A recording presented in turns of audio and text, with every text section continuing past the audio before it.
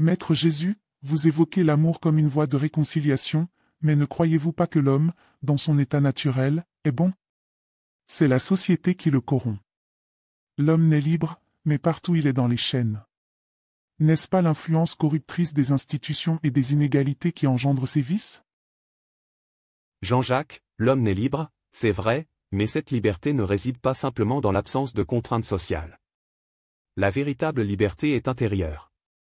L'amour véritable, celui qui nous relie aux autres, est ce qui rend l'homme réellement libre. La société, bien sûr, porte ses imperfections, mais elle peut aussi être un terrain où l'amour et la justice peuvent fleurir, si l'individu choisit de vivre selon ses principes. Votre vision est belle, mais elle semble utopique. Si l'on suit votre raisonnement, l'homme devrait se détourner de ses instincts égoïstes et choisir l'amour.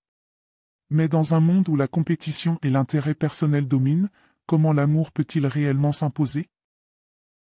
L'amour ne naît pas dans l'absence de conflit, mais dans la capacité de l'individu à choisir d'aimer malgré les défis. L'amour véritable n'est pas un idéal lointain, c'est une action quotidienne. Même dans un monde marqué par l'égoïsme, chaque acte d'amour, chaque geste de réconciliation, a le pouvoir de changer l'homme et la société. Mais face à la violence des structures sociales, comment l'amour pourrait-il être suffisant?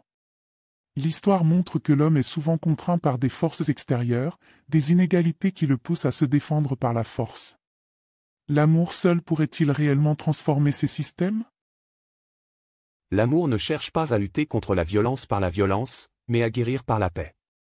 Il ne nie pas la réalité des luttes, mais il offre une autre voie, celle de la réconciliation et de la justice. La véritable transformation commence dans le cœur de l'homme. Si chaque individu choisit d'aimer, même dans un monde difficile, cela finit par changer la société elle-même. Cela implique une révolution intérieure, n'est-ce pas? Mais comment espérer que l'homme, pris dans ses désirs et ses passions, puisse dépasser ses instincts pour se consacrer véritablement à l'amour? Oui, il faut une révolution intérieure, Jean-Jacques. L'homme a cette capacité de transcender ses passions par la volonté d'aimer et de servir. C'est un chemin difficile, mais c'est celui qui mène à la vraie liberté. L'amour n'est pas une faiblesse, mais une force qui peut transformer les sociétés, une personne à la fois. Il semble que votre vision repose sur une foi immense dans l'humanité, une foi que je peine parfois à partager. Mais peut-être, dans le fond, l'amour est la seule véritable réponse à l'injustice que vous dénoncez. L'amour est, en effet, la réponse, Jean-Jacques.